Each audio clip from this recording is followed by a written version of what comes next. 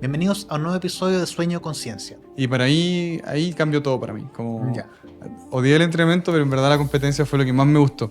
En el episodio de hoy día vamos a estar con Jorge Carinao, deportista chileno de alto rendimiento, medallista de oro en los Panamericanos del 2015 y 2023 en la disciplina de levantamiento de pesas paralímpico. Y a mí me pasó harto que obviamente me dolía el no caminar, pero lo que más me dolía era haber perdido lo que amaba, que era mi deporte. Mira, o sea, acá no hay doble lectura, ¿me entendí? Claro. O sea, ¿sacaste medalla o no sacaste medalla? Como, ¿serví o no serví? Y es así de duro, o sea, si no servís, así es el alto rendimiento, o sea, Claro. aquí en todo el mundo, en verdad, como que si no serviste, vas y sigue otro.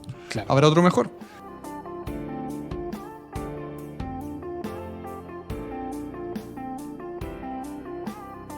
Hola, ¿cómo están? Soy el doctor Eduardo Vázquez Aldía, médico neurólogo y especialista en medicina del sueño. Bienvenidos a un nuevo episodio de Sueño Conciencia, donde a través de información basada en evidencia científica y experiencias personales buscamos unir caminos para una mejor calidad de vida.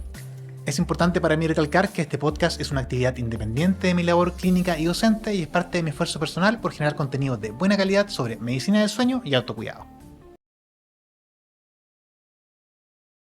En el episodio de hoy día vamos a estar con Jorge Carinao, deportista chileno de alto rendimiento, medallista de oro en los Panamericanos del 2015 y 2023 en la disciplina de levantamiento de pesas paralímpico. Hola Jorge, ¿cómo estás?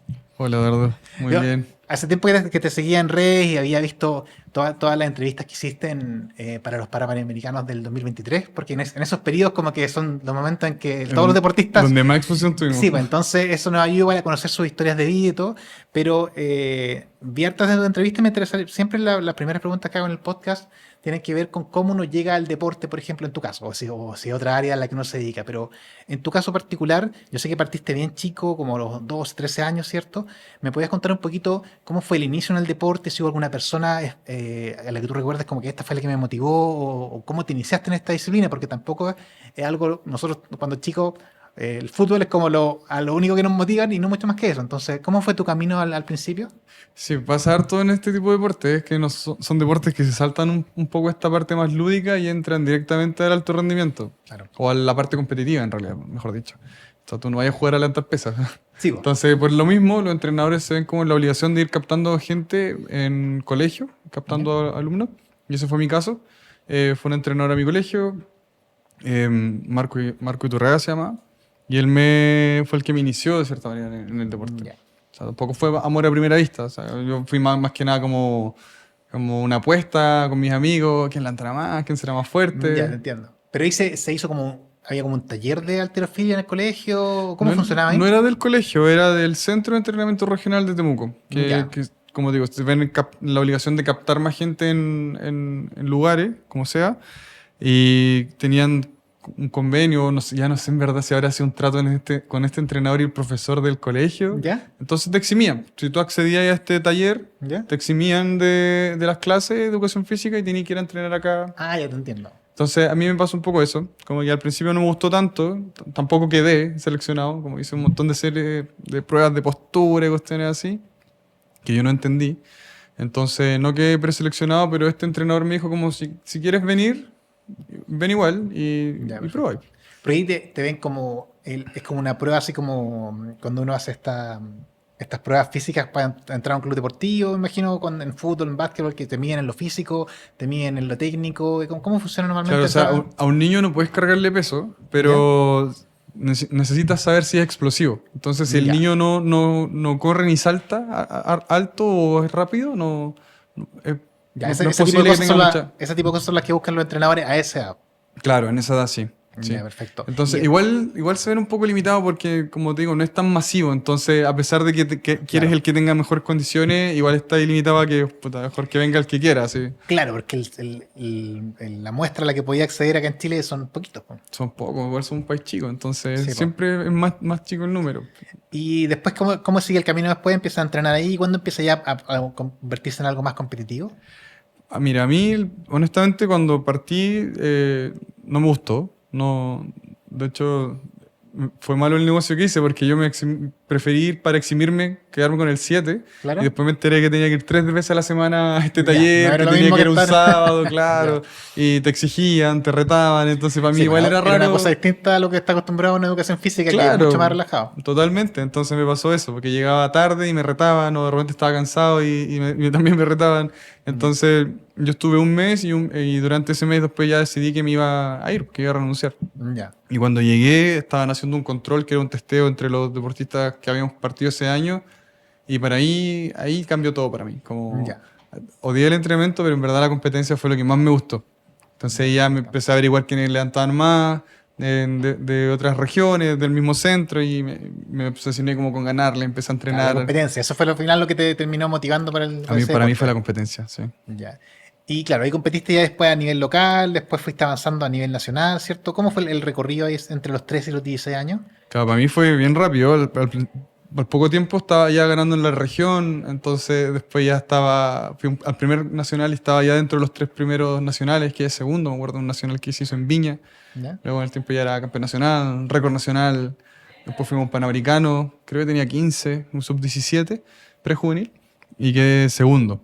Entonces ya hay como que me di cuenta, en verdad. Hay potencial. Claro, en un momento en que, no me acuerdo qué año haber sido, 2005, 2004, tampoco había tantas redes sociales, entonces Claro.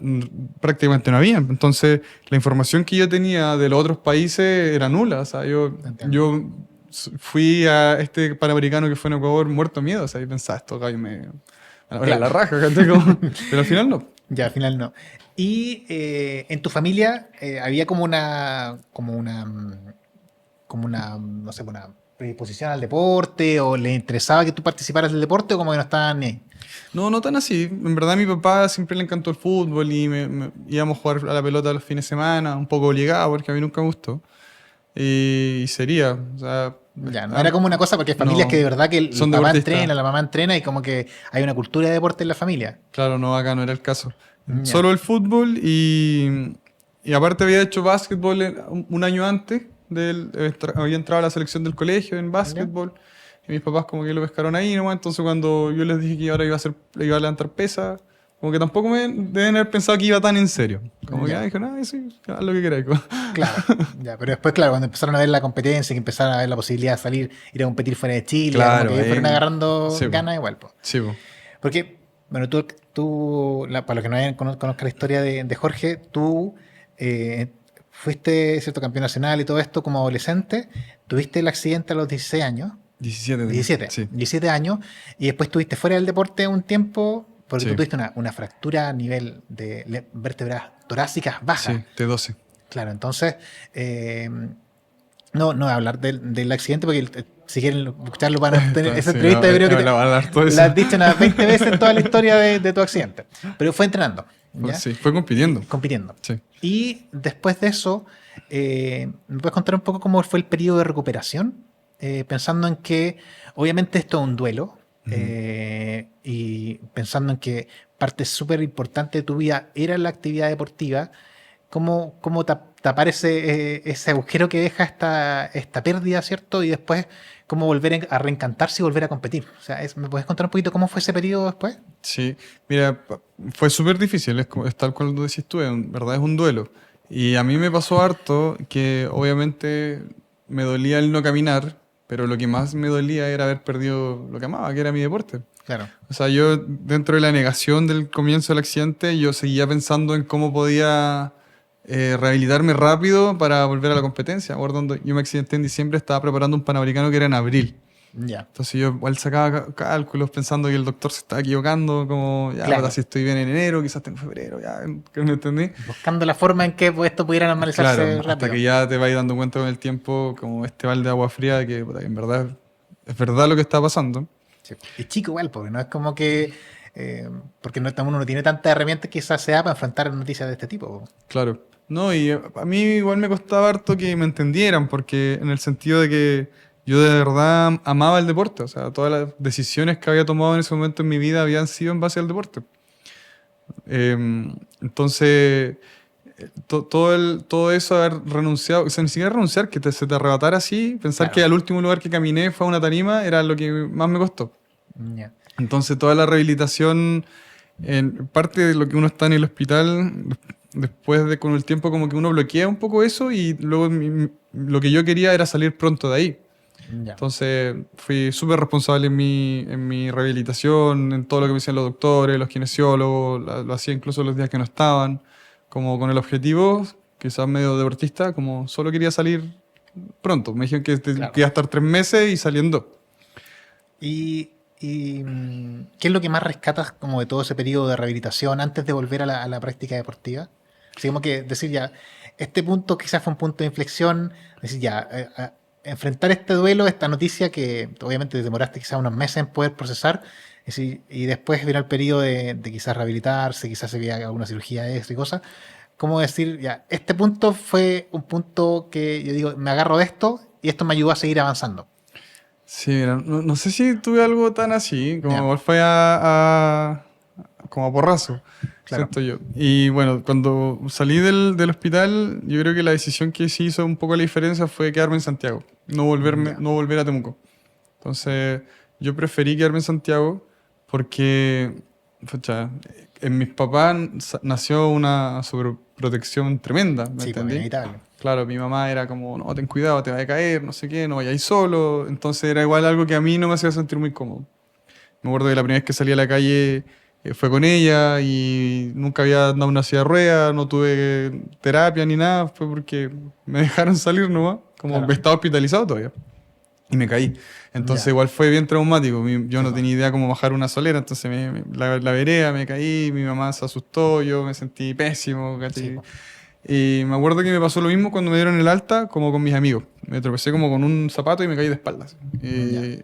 Y nos quedamos mirando todo y fue la reacción que tendría cuando un amigo se cae. Pues, o sea, Sí, todos pues. nos pusimos a reír. Entonces pensé que me iba a sentir mucho más cómodo con ellos. Ya Entonces entiendo. decidí quedarme en Santiago, mis papás volvieron a Temuco, mi mamá me venía a ver regularmente y lo que hizo la diferencia, siento que todo mi círculo, todos mis amigos, su vida continuaba y todo mi círculo de amigos eran deportistas. Entonces Ya entiendo.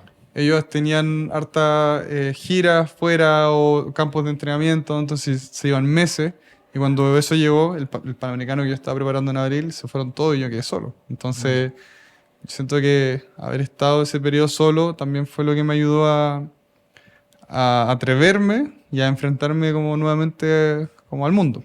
Sí, pues. Y ir de a poco logrando esta confianza en que en este escenario nuevo igual eras capaz de poder hacer las cosas que quizás tus papás pensabas que no podías. Pues es inevitable que los papás quieran en este periodo inicial sobre todo estar como encima de uno. ¿Sí? Claro. Entiende Claro, para harto. mí era como retroceder. Entonces, estando solo, igual con el tiempo me empecé como afrontar de cierta manera los miedos. Más que nada como de cansancio. Así. Igual yo fue un momento en que para mí fue como una conversación conmigo y decir, ya es suficiente, ya, ¿qué más vaya a hacer? O sea, ya pobrecito, que hasta en silla de ruedas, todo el mundo lo sabe, pero igual tenés que tener ese punto de inflexión, como que ya no puedes seguir metiéndote en un hoyo tú solo. Entonces, Sí, pues. Por ejemplo, eso pensaba el otro día cuando leí un poco sobre las entrevistas que he hecho en los últimos años y pensaba que quizás habían algunos factores que te protegían del. Porque siempre uno piensa que cuando se enfrenta a una crisis uno tiene ciertas herramientas que te pueden ayudar, otras cosas que pueden ser quizás medias negativas. Pero el hecho de haber tenido la disciplina del deporte, después cuando llegue el momento de la rehabilitación, probablemente te genera otra habilidad, otra disciplina que te permita enfrentar esto de otra manera. Quizás esta determinación de repente en que estás acostumbrado a que no siempre se gana, a que de repente fallamos, en que nos equivocamos. Entonces, quizás esta experiencia que quizás fue corta, 3 4 años, pero te sumó para que te protegiera en los años siguientes, pues. sí, de todas ¿Cachai? maneras. O sea, si algo te enseña el deporte y el alto rendimiento es que las cosas no son inmediatas. Te enseñan a ser paciente. Entonces, yo igual entendía que era un proceso y que al final el tiempo igual no sé si te da la razón, pero el tiempo te va como que atenúa el dolor.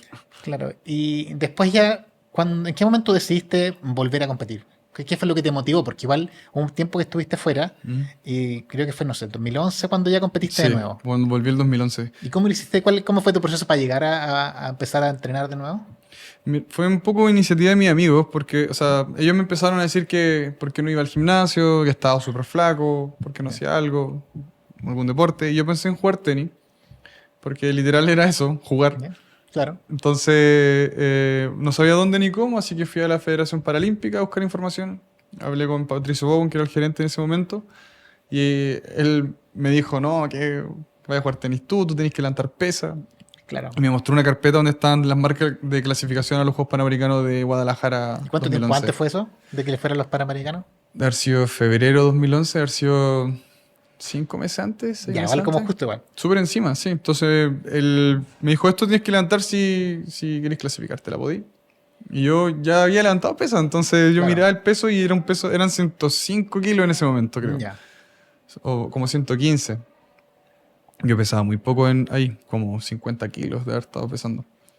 Y lo vi posible, así que empecé a entrenar. Clasificar igual fue relativamente fácil. Ya. Y también en una modalidad que a mí me cargaba. O sea, el levantamiento de pesas paralímpico es súper diferente al convencional. Claro. Sobredimensiona la fuerza versus la técnica. El otro, en el convencional, si eres técnico y eres rápido, puedes ganarle a alguien que es más fuerte que tú. O sea, que alguien que Ya. tenga mucha fuerza en sentadilla o en press banca, en lo que sea. En cambio ganó. Entonces yo Ok. nunca fui alguien muy fuerte, pero sí era muy técnico. Ya, Entonces este deporte era netamente fuerza y era un ejercicio que yo le hacía el kit todos los días en entrenamiento ya. y ahora lo hago todos los días. Entonces fue un poco como al comienzo, como que tampoco me gustó esto tanto. Y lo que me reenamoró de las pesas de nuevo fue la competencia. Claro, que fue lo mismo que pasó al principio. Al Lo mismo final, que pasó como al que no principio. tanto el proceso, quizás la preparación, Claro, era lo que había que sufrir para poder llegar a este punto de competir y estar en un escenario compartiendo claro, con el es resto. difícil explicar todo lo que uno siente en la competencia, pero todas esas emociones y eso es difícil de explicar, pero eso es lo que a mí me encanta y eso es lo que me sigue moviendo hasta el día de hoy. Y eso fue 2011, después ya fue en Toronto, fue los Lo siguiente, Panamericanos, sí. donde ganaste medalla. Sí. O sea, yo después del 2011, como cuando quedé sexto en esos juegos. Y para Ya. mí, de verdad que fue el mejor lugar porque rompí un poco estos prejuicios que yo tenía sobre el deporte paralímpico, de que esto no era alto rendimiento, y me obsesioné con los siguientes juegos. Entonces, Ya. estuve todos esos 4 años de verdad pensando mucho en Toronto. Ya, perfecto. Y eso fuiste a eso, y ahí ganaste medalla ahora en ese fue el 2015. Ahí gané, sí, en Toronto gané. ¿Y en qué momento ya? Porque en Toronto tú tenías aproximadamente, ¿cuántos años? ¿Unos 23, 24? Sí, algo así, no me acuerdo. Y ya, ¿en qué momento decidiste? Porque tú actualmente solo estás, tu trabajo es el deporte, ¿o no? Sí, sí, dedicado a deporte. ¿En qué momento decidiste ya, me la voy a jugar y me voy a dedicar al deporte, que voy a poder vivir de esto por lo menos los siguientes años? ¿Cómo fue tu planificación ahí? O sea, siempre fue una apuesta y yo creo que la apuesta fue antes de Toronto.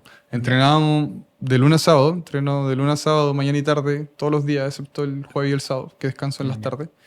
Y era difícil llevar el ritmo como para estar como a alto nivel y compatibilizarlo con algo distinto. O sea, hay hartos deportistas que se dedican y estudian o tienen otro Claro. tipo de cosas, pero para lo que yo quería conseguir y el entrenamiento que llevaba en ese momento, estaba todo el día en el carro. O sea, yo empezaba a entrenar en la mañana y almorzaba, tomaba siesta eterna y volvía a entrenar en la tarde y terminaba a veces a las 10 de la noche. Entonces, Ya. para mí fue una apuesta, quizá media irresponsable, como quizás no tan planificada en ese momento, pero por suerte se dio. O sea, para mí igual es una segunda oportunidad, ¿me entiendes? Es que está esa frase cliché de que nadie sabe lo que tiene hasta que lo pierde, como yo lo perdí. Entonces, esta segunda oportunidad en verdad la he aprovechado lo que más puedo. Y esto igual lo conversé la otra vez con Nacho cuando hablamos, este tema de las becas y de cómo se financian los deportistas en general. Tú actualmente estás con la beca PRODAR, Comprobar, ¿cierto? sí, Y PRODAR te da como un estipendio, un sueldo mensual, claro. pero dependiente de que tú mantengas tu marca o la mejores o que que te mantengan en el medallero. ¿Cuáles son las condiciones que te ponen para poder seguirte pagando esas lucas todos los meses? El probar es bien complicado. Es una beca que da el Estado, entonces no es algo fijo, ¿me entiendes? No es como Ya. realmente, tampoco está como en el registro como de los bancos, entonces tampoco te sirve Ya. para abrir cuenta corriente, es una beca. Ya, claro. Y tienes que rendir, o sea, para poder revalidar el probar tienes que sacar la medalla. Son varias categorías de probar. La Ya. 1 es la que gana más plata, que es el oro olímpico. Ahí viene plata, Ya. bronce. Pues viene categoría 2, creo que soy yo, que es oro por los Juegos para Panamericanos. Ya, perfecto. Y yo tengo la suerte de que mi programa dura 4 años, así que lo revalido en Lima. Ya. Y también me van ¿Ese es contemplando 2027? 2027. Ya. Claro. Entonces, igual tienes esta presión de que tienes que rendir ese día. O sea, Claro. sigue siendo una apuesta, ¿me entendéis? Sí. Como es complicado y los años anteriores igual puedes ir sacando otros logros y te los van validando, pero generalmente lo que más nos paga a nosotros y lo que más nos conviene son los juegos, porque tienes esta garantía que son esos 4 años Sí, po. como medio asegurados. Sí, y eso es lo que de repente uno encuentra medio injusto cuando la gente, nosotros como público vemos de repente Juegos Olímpicos, Juegos Paralímpicos y, y vemos de repente, no sé, que uno espera casi que los chilenos ganen todas las medallas y como que se critica mucho cuando no se logra el resultado, pero por mucho que a uno le duela como hincha, Sí, po. la persona que no logró el resultado que esperaba es una cuestión que va mucho más allá de lo que uno puede decir que, pucha, que lata que sacó cuarto lugar, ¿cachai? Claro, no, y el deportista generalmente tiene mucho que perder. O sea, Sí. imagínate la presión que sienten algunos, como que este es mi evento fundamental, así se le dice. Aquí revalido, y si no saco medalla, Claro, se acabó. O pierdo la sea, beca. chao, ¿cachai? Ojalá el próximo año te vaya mejor, se corta la beca, y estos gallos entre que te la prueban y te llega el pago se demoran 60 días, pero te va mal y te la cortan al día siguiente, ¿me entendés? Ya, sí, pues, entonces, y ahí después, si ese era tu único ingreso, quedaste sin ingreso por los próximos años. De todas maneras, Tiene- a menos que tengas otra medalla del año anterior, quizás de un evento de menor categoría o un panamericano Ya. específico, y ahí te pueden ir recategorizando. Entonces te van bajando el sueldo, por así Ah, decirlo. ya, o sea, igual que no es, podría pasar, pero no es como que te quedáis de 100 a 0 de un día para otro. O sea, no, igual pasa. Por ejemplo, tengo unos amigos que van a competir ahora en un campeonato, que es una Copa del Mundo que se hace acá en agosto, y estos revalidan ahora. Entonces, Ya, si les va mal, pierden todo. Y también tienen esa presión encima, ¿me entendí? Entonces, al final es súper injusto, porque si tú no sabes manejar bien eso, te puede jugar en contra sí o sí. claro, y en ninguna profesión en general te pasa eso, de que si yo no rindo acá, los próximos años no tengo sueldo. Entonces, Claro, y para nosotros igual, no sé, a veces me da rabia que, por ejemplo, los feriados para nosotros son un problema.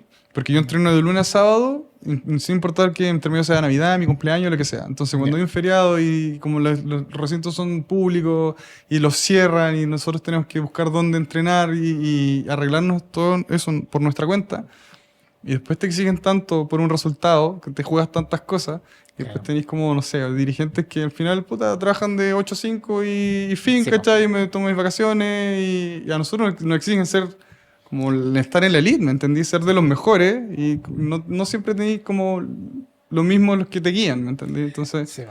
No, y en general son pocas áreas en general en la parte profesional donde te exigen ser elite y si no eres elite vas a tener problemas, po. claro, Ya, o sea, no sé, yo veo por ejemplo en la misma área de uno esperaría que toda la parte directiva, no sé, po, la gente que trabaja, que toma decisiones a nivel país, igual sean profesionales de elite. de todas ¿Cachai? maneras, Lo o mismo, sea, los médicos que están en la urgencia, claro. ¿cachai? Uno esperaría que todos fueran, que se les diera el mismo rigor que se te da a ti por competir, po. Claro, ¿Cachai? sí, pues entonces aquí pasa igual, que de repente vi un gallo que no hace tan bien la pega y después cambia el gobierno y veía a ese gallo en una jefatura, ¿me entendí? Entonces, Claro, enoja, molesta. sí, po. Pensando que tú estás jugando todo y como Claro, que claro, porque los que te están exigiendo a ti no se están arriesgando lo mismo que te estás de todas arriesgando tú. maneras, o sea, acá no hay doble lectura, ¿me entendí? O sea, Claro, ¿sacaste medalla o no sacaste medalla? Como, ¿serví o no sí, serví? Y es así de duro, o sea, si no servís, así es el alto rendimiento, o sea, claro, aquí en todo el mundo, en verdad, como que si no serviste, vas y sigue que otro. claro. Habrá otro mejor. Pero Sí, con la dirigencia no pasa. O sea, de repente un gallo no sirve y después sí, lo veis el año que sigue y el que y sigue. reaparecen. Claro. Y tú ya más o menos em, casi 20 años en el deporte. Sí. Y me da un par de palabras recién sobre esto mismo, pero en estos 20 años, ¿qué crees que es lo más importante que te ha dejado el deporte, pero para las otras áreas de tu vida? O sea, ya sea para tus planes a futuro, por ejemplo, en cuanto a motivación, disciplina, en cuanto a tu vida personal, familiar. ¿Qué puedes rescatar? Decir, de esto es lo más grande que me ha dado el deporte hasta esta altura, después de 20 años de Sí. competir. O sea, ahora lo más grande que me ha dejado el deporte es mi señora. O sea, yo la conocí a ella por el deporte y nos casamos el año pasado y tengo mi familia y que es lo mejor. Pero otras cosas yo creo que lo que te decía antes, o sea, ser paciente, como que entender que las cosas no son de inmediata y algo que igual me ha servido en toda la área, o sea, cuando tengo algún problema fuera de lo deportivo, como que soy capaz de igual analizar bien todo, ponerme en distintos escenarios y poder soltar un poco con esto de sobrepensar y enfocarme bien en lo que quiero, bien en mis metas. Hay unas cosas que a mí siempre que encuentro muy admirable en ciertas áreas, sobre todo en la gente, o sea, que tiene que competir, los deportistas, o de repente los artistas que tienen que rendir en un escenario, en que hay ciertas áreas de trabajo o disciplina donde uno no puede fingir, po, donde uno no puede hacer charlatán y hacer algo así como que parezca que sé. En el deporte es como que es 100% objetiva la cuestión. O sea, como decías tú, te ganaste la medalla o no, levantaste el peso o no lo levantaste, no hay medias tintas. Claro. Entonces, como que eso hace que normalmente las personas que participan en este mundo tengan mucho más interiorizado esta cosa de que a veces fallo y pierdo y hay que probablemente otro que sea mejor que yo. Porque normalmente a veces no, cuando chicos uno le enseñan mucho eso. No, Y uno no se ve mucho expuesto a perder. de todas maneras, o ¿Ya? sea, yo creo que son más las veces que uno pierde que las que ganan, o sea, y es algo que tienes que estar igual predispuesto, o sea, mi deporte por lo menos es súper como predecible. Ya. O sea, si tú levantáis 100 kilos y el que está primero en el ranking levanta 200, como que por más huevo y corazón que le pongáis, no le vaya a ganar. Claro. Pero igual tienes que ir a ese torneo a veces. Entonces hay torneos donde tú sabes que no vas a estar dentro de los mejores y sabes con qué parte vas a estar, pero igual tienes que entrar y competir como si fueras a competir con los mejores, como si fueras realmente a buscar un resultado distinto. Entonces igual te enseñar todo eso, como a exigirte, como si fueras el mejor, aunque no lo sea. Entonces, Claro. lo que decís tú, como... Sí, porque a veces pasa, no sé, uno con los niños de repente como que los protege harto y de repente hablábamos el otro día con otra persona, esto de quizás adularlos demasiado y Claro, hacerlos sentir mejores de lo que son y no exponerlos de repente a esta cosa de que, oye, no te pusieron en el partido de básquetbol porque todavía no eres dentro de los 5 mejores para estar en la cancha. sí, Entonces, de de todas repente maneras. participar de deporte como niño te da una visión de la realidad que a veces que uno se la pierde si no participa. De todas maneras, o sea, yo tengo hijos, sí o sí me gustaría que hiciera deporte, no sé si alto rendimiento, Claro. pero sí que tenga esta parte que tenga que caerse y que tengan que entender que es su responsabilidad, es su resultado, o sea, Sí. así también es en la vida, así, no siempre se gana, como dices tú, y tienes que entender que las cosas no siempre salen bien, y lo que te decía antes, entender que también tienes que ser paciente, Sí, po. que los resultados no son de un día para otro. Sí, porque uno ve la medalla, uno ve los triunfos, uno ve no sé, Mm, estos deportistas así, millonarios y todas estas cosas, pero todos quieren ser eso, pero nadie claro, quiere mamarse las los años miles anteriores. de horas y los años de trabajo y chocar contra puertas y tener fracasos y volver atrás y lesionarse. Como que al final esa historia se pierde un poquito, uno termina viendo las luces al final, Claro. pero exponer a los niños a esta competencia y a A entender. frustraciones, a Sí, que pues, fallen, sí. es súper importante. Y eso mismo, veía el otro día igual, porque yo soy rayado con el deporte en general, veía esta cosa como del diálogo interno cuando uno falla en un primer intento, no sé, estoy lanzando un tiro libre, fallo, y el diálogo interno cambia mi rendimiento al segundo lanzamiento. Ya esta Claro. forma de que si pienso que la lanzo, puta la cagué.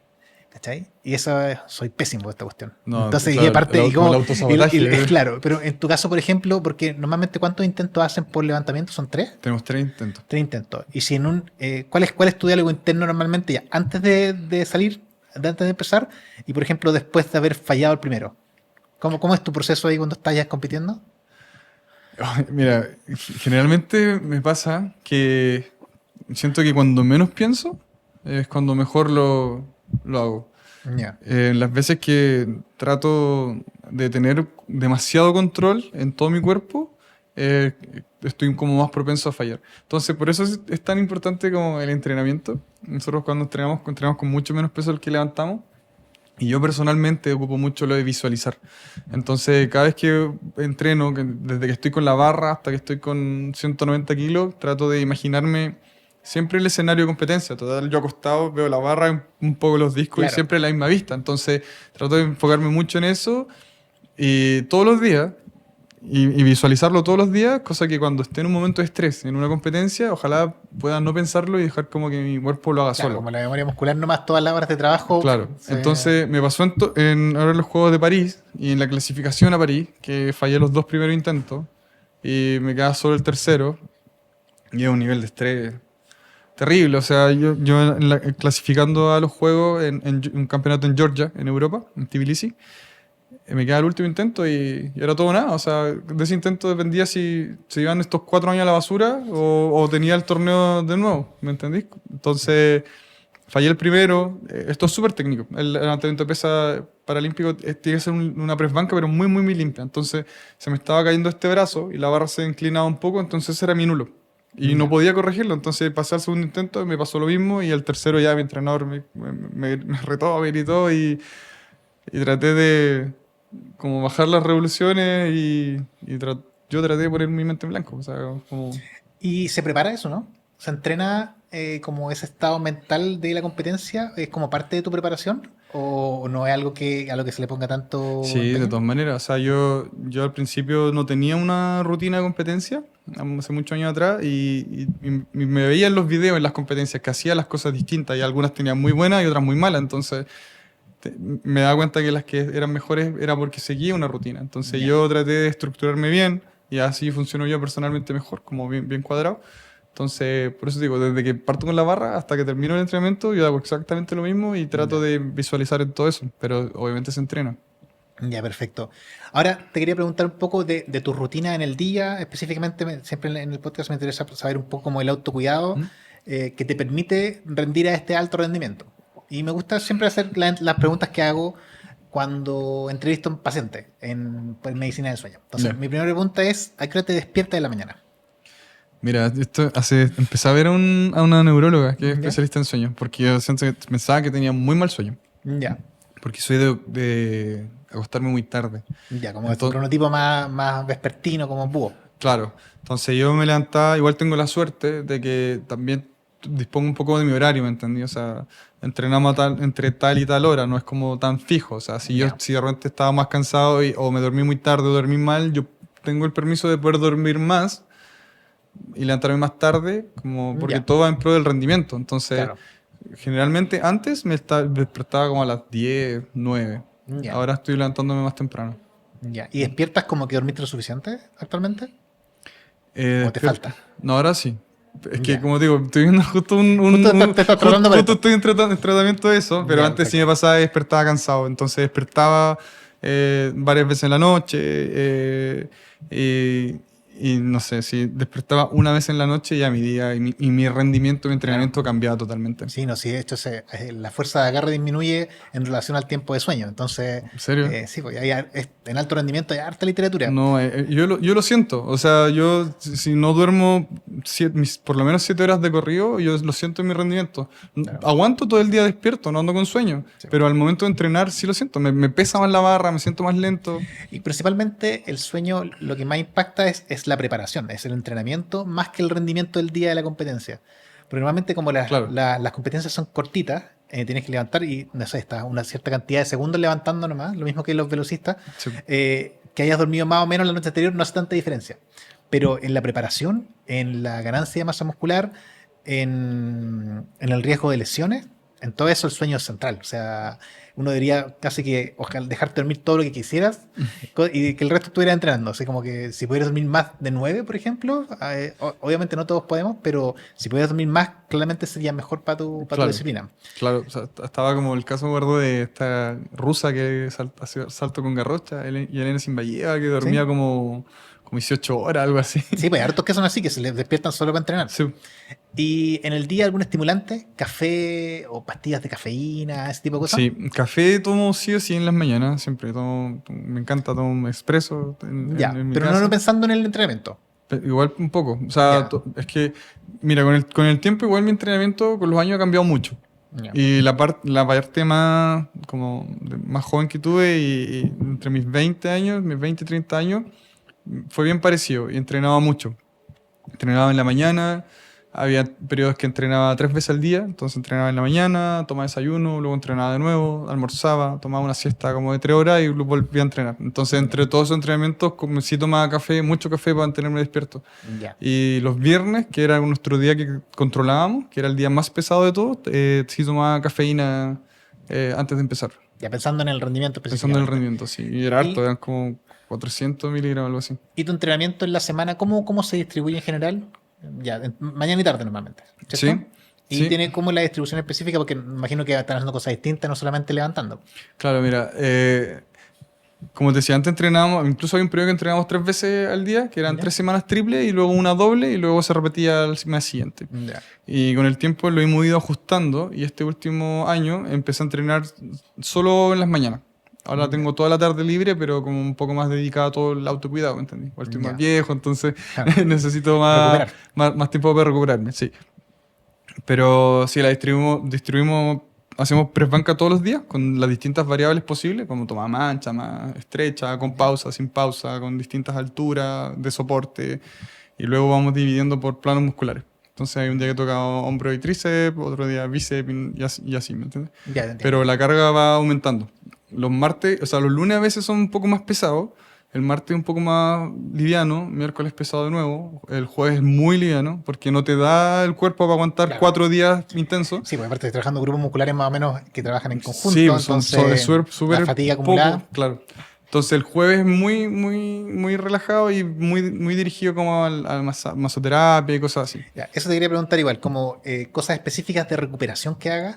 Ah, pues, masoterapia, pero aparte de eso, otras cosas que estés haciendo. Masoterapia es lo que más hago yo. Ya. Tomé harto tiempo con kinesiólogos como por más prevención de lesiones y analizando un poco como las molestias recurrentes que tenía, entonces para tratar de evitarlas. Ya. Pero era más que nada con los kinesiólogos como buscar ejercicio y luego los puedo hacer yo por mi cuenta. ¿Y sauna, ese tipo de cosas? Lo ocupé harto tiempo, pero nunca sentí Quisiera gran recuperarte más diferencia, ¿no? rápido. Igual hicimos contraste en tina con hielo y sauna, Ya. solo sauna, crioterapia. ¿Y Pero algún suplemento que estés tomando? sí, tomo varias vitaminas, casi todas. Ya, claro. Y bueno, magnesio, zinc, creatina, Ya, ¿y eso lo ves proteína. con un médico del deporte? ¿Con quién lo ves normalmente eso? Sí, sí, mira, yo todo mi último tiempo he estado subiendo de peso y en verdad Ya, ha sido un problema. ya, Yo compito por categorías de peso corporal, pues partí claro. compitiendo en la categoría 54, luego ya me costaba mucho dar la categoría 54, tenía que bajar 200, 300 gramos, pero era Un demasiado magro, esfuerzo. entonces era mucho el esfuerzo. Luego empecé a subir y el último tiempo esas subidas de peso han sido pero imposibles. Ya. Sí, entonces empecé a ver muchos nutricionistas, he visto un montón de nutriólogos, harta gente, me he hecho un montón de dieta y ya me he quedado un poco como con lo mejor de cada uno y tengo un nutricionista que es del CAR, que él me guía un Ya. poco, pero ya, ya sigo ocupando lo que más resultado me ha dado los últimos años. ¿Y a qué hora? ¿Y sigues durmiendo la siesta todos los días, no? Ya no, Ya no. ya no, pero antes sí dormía y no tampoco sé si estaba bien en verdad, porque de repente dormíamos 3 horas, ponte Claro. tú. Ahora, en general, como preentreno, no es mala idea. Agregar siestas cortas o inclusive ¿Mm? más largas, mientras te permita poder rendir mejor en la segunda parte del entrenamiento, no hay mayor problema. Ahora, el tema es que son siestas muy largas, como en tu caso, tú eres de cronotipo más nocturno, Claro, esa siesta te va a quitar impulso para dormir en la noche. sí, po, Entonces te va a quitar sueño y cuando te metas a la cama en la noche te va a demorar 2 horas en que te dé sueño. Entonces al final te va a desplazar al día siguiente. claro. ¿Cachai? Entonces igual te puedes jugar, probablemente eran las cosas que te estabas jugando en contra. Claro, es que a nosotros nos pasaba y como digo, o sea, entrenábamos 3 semanas triple y la última semana de entrenamiento al día ya como que de verdad no podía más. Entonces terminábamos de entrenar el segundo, almorzábamos y luego dormía y podría haber dormido hasta el otro día, pero me despertaba todo cansado y seguíamos a entrenar de nuevo Ahora, si uno agarra todas las intervenciones como pensadas en recuperación muscular y de fatiga, la que tiene más evidencia que sirve es dormir. Claro. Así que si mientras más horas de sueño uno pueda tener así como en el banco, ese concepto lo he dicho varias veces acá en el podcast, de que en el periodo pre-competencia la idea es que tú puedas dormir todo lo que puedas. Claro. O sea, intentar cosas de tener sueño en el banco. O sea, cuando llegue el momento, por ejemplo, en que te toque competir, que tengas jet lag porque tienes que viajar a un país a otro, que estás estresado por la competencia el día anterior, entonces se va a cortar tu tiempo de sueño, tengas como en el banco todas estas horas de sueño acumulado que has estado durmiendo Claro, bien. perfecto. Este como que te asegura que, aunque duerma poco, no va a bajar tu rendimiento. Yo empecé ahora con el tratamiento. Partí con melatonina, tomo ¿Ya? 9 miligramos Ya. y fuimos adelantando porque yo me dormía a las 2:30 de la noche más o menos y pues ¿Ya? me iba a acostar porque ya era muy tarde, o sea, no porque tuviera Claro. sueño. Entonces ya estoy durmiendo a las 11. Ya, o Entonces sea, ya entre la rutina y la melatonina has podido ir moviendo sí, el llevo bloque. como 2 meses así, más o menos. Sí, pues lento, en los adultos Sí, súper lento. me hice una polisomnografía. ¿Ya? Mañana me dan los resultados. Ya. Así que a ver qué tal Pero sale estaba eso. pasando algo en la noche, ¿no? Por ejemplo, que estuvieras Me han roncando. dado parálisis del sueño hartas Ya, veces y mi señora dice que a veces hago una respiración rara. Que no es, según ella ya. no es apnea, pero sí algo bien raro. Igual en general, todos los que practican halterofilia tienden a tener un cuello un poco más grueso, más ancho, ¿Ya? y ese aumento de diámetro hace que haya más presión sobre tu vía aérea. Entonces, al respirar Mm, en la noche, como que los músculos que dilatan la faringe para que entre el aire tienen que hacer mucha más fuerza, porque tienen mucho músculo.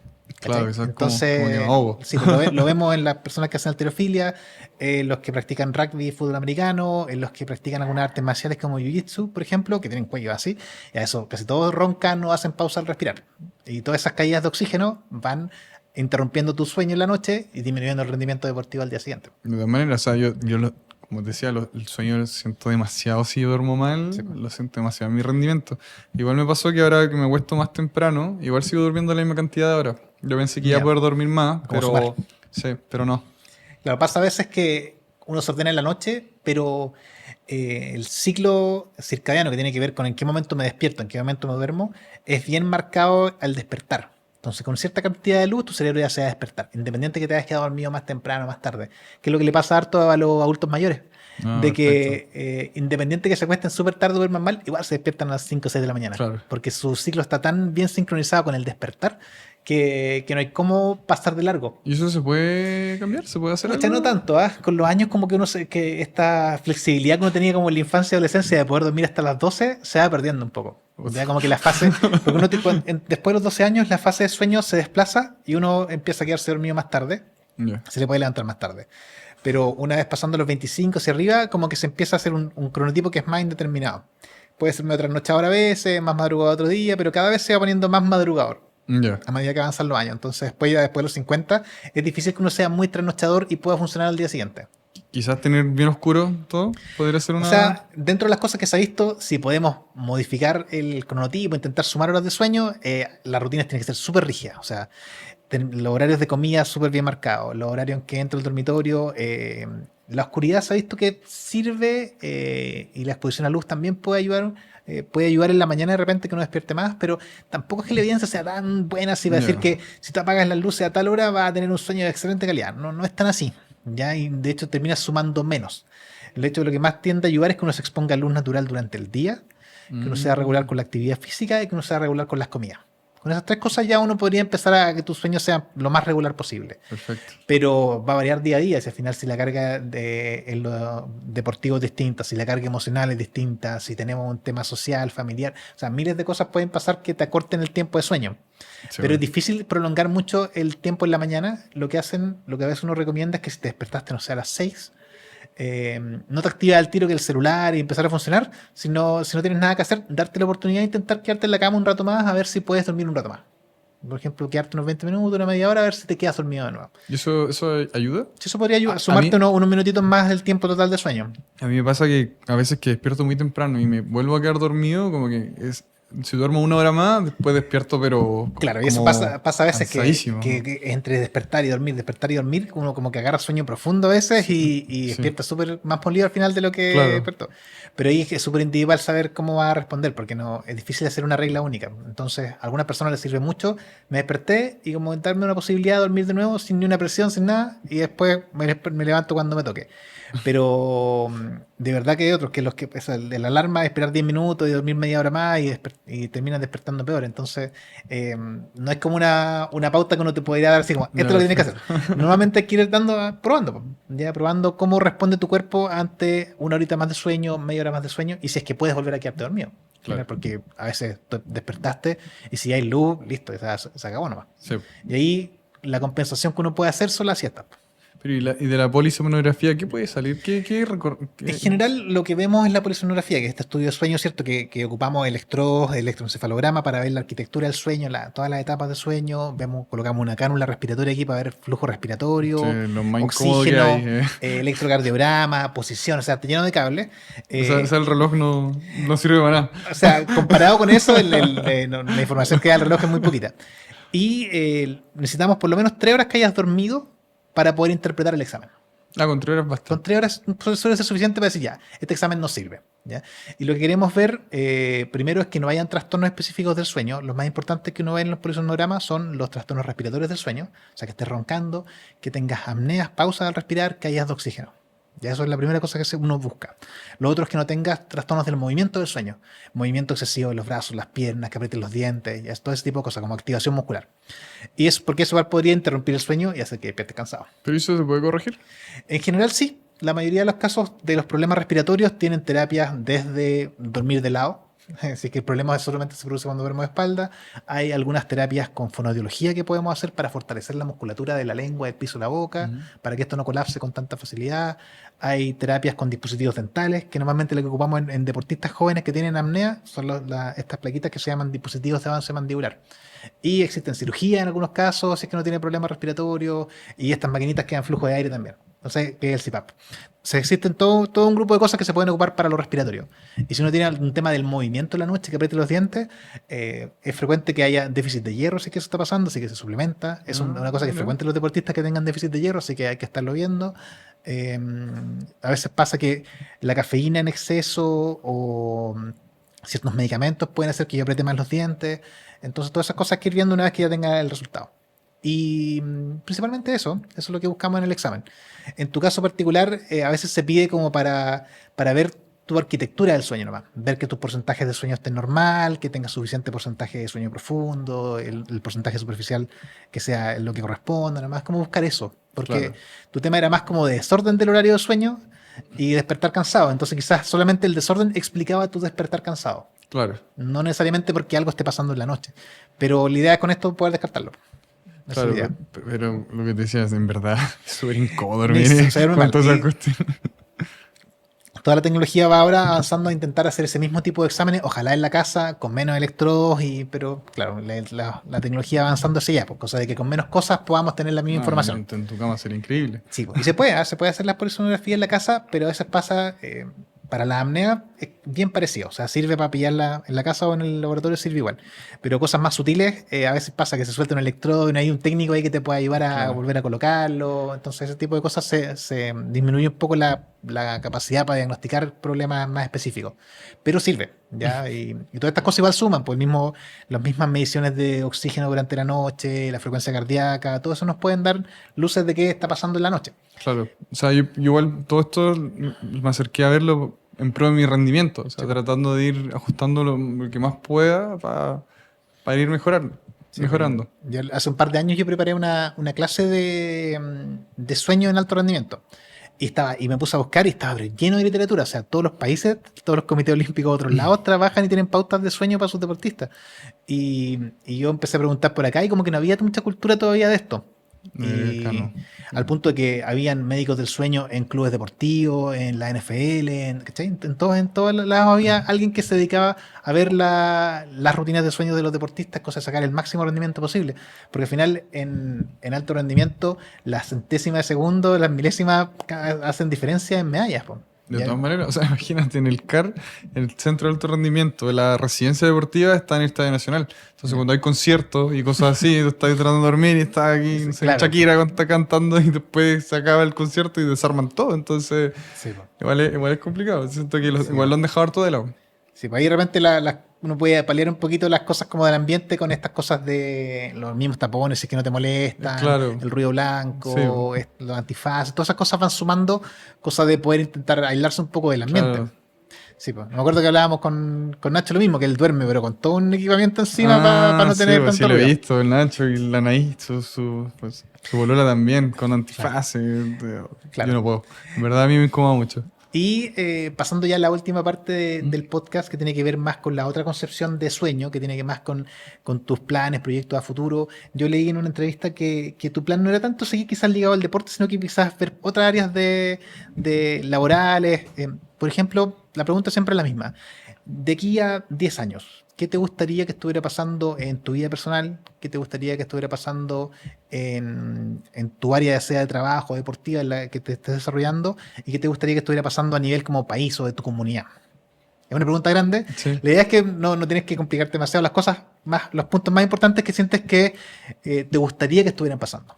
Sí, mira, yo sí me proyecto en 10 años más seguir compitiendo. Ya. De hecho, igual pienso ahí que podría alcanzar 2 ciclos olímpicos más, o sea, ir a Los Ángeles y por lo menos uno más. Y en verdad estoy súper consciente de eso y eso es lo que quiero. Esa es mi meta. Pero obviamente también está lo que hablábamos antes de que esto igual en cualquier momento se puede acabar el financiamiento y todo eso. Entonces, sí tengo ideas de emprendimiento y cosas así. Y para mí, siempre dentro de las metas y límites que tenía en mi cabeza, los Juegos de París eran como ya el momento culmine de solo enfocarme 100% en esto y ya empezar a pensar en como en mi retiro. Ya, entiendo. Así, entonces lo tengo como bien planificado y dentro de los 10 años que siguen. Ya. Entonces, a mí sí me gustaría que estas ideas funcionen. Tengo varias. Y si me veo, no sé, con familia, con hijos, quizás. Y, y, bueno, mis sueños obviamente son una medalla en Juegos Olímpicos. He estado Ya. bien lejos, he estado cerca y lejos de nuevo, pero sigo ahí. Yo creo que aún es posible, creo que tengo las capacidades y con todo lo que he aprendido entre ensayo y error los últimos años, creo que igual me han dado buenas herramientas como para creer que quizás sí es Y posible. eso es 2028, ¿no? 2028 son Los Ángeles, sí, ahí tendría la siguiente oportunidad. Y tema país, yo creo que los Juegos Panamericanos hicieron un gran cambio como a nivel social en la percepción que tienen quizás del deporte y espero que eso cambie mucho más de aquí a 10 años más, o sea, que tengamos mucha más cultura deportiva, que ojalá las demás personas igual hinchen por, no solo por el fútbol, sino por sus otros Claro. deportistas, que al final igual compiten por Chile, o sea, Sí, también po. están representándolo. Eso, yo creo que eso me encantaría que la gente fuera a ver un torneo de otro deporte del alto rendimiento, no solo los más populares. Claro, bueno, y parte de eso es lo que hablábamos antes de partir el podcast, esta cosa de socializar quizás el deporte, presentarlo de una manera distinta, llevarlo a redes sociales, hacer programas en YouTube y todo este tipo de cosas que nos ayuden a decir, bueno, existen estas disciplinas, estos deportistas están jugando la vida, de verdad están jugando la vida. Claro, Quizás si uno se queda de repente con lo mismo con el futbolista, pero si el futbolista queda eliminado al mundial, al día siguiente su trabajo sigue igual que siempre. claro, ¿Cachai? Entonces, no pierdan, sí, no como que tienen tanto que perder. las apuestas son mucho más altas en este tipo de deporte y claro, uno quisiera para empezar tuviéramos cultura de deporte, que este deporte se viera en los colegios. Hablábamos igual la otra vez sobre el alto rendimiento, de que en los colegios como que hay harta cultura todavía de deporte, pero después entra a la universidad y como que se pierde un poco, como que se Sí. difumina esa energía familiar que había por el deporte y después como cuesta tanto el financiamiento, como que quedamos medio estancados. Claro, claro, o Pero sea, aquí, bueno, yo tuve la suerte de que me fue muy bien de chico, entonces siempre tuve el apoyo del gobierno, por así decirlo, claro, del Estado para financiar mis competencias. Pero si pasa todo lo que tú dices, o sea, se pierde generalmente el paso a la universidad, un poco todo esto. Pero igual siento que falta más, y como quizá igual la responsabilidad de nosotros como deportistas o de las instituciones, de acercar más el deporte a los colegios, como que claro. sepan más.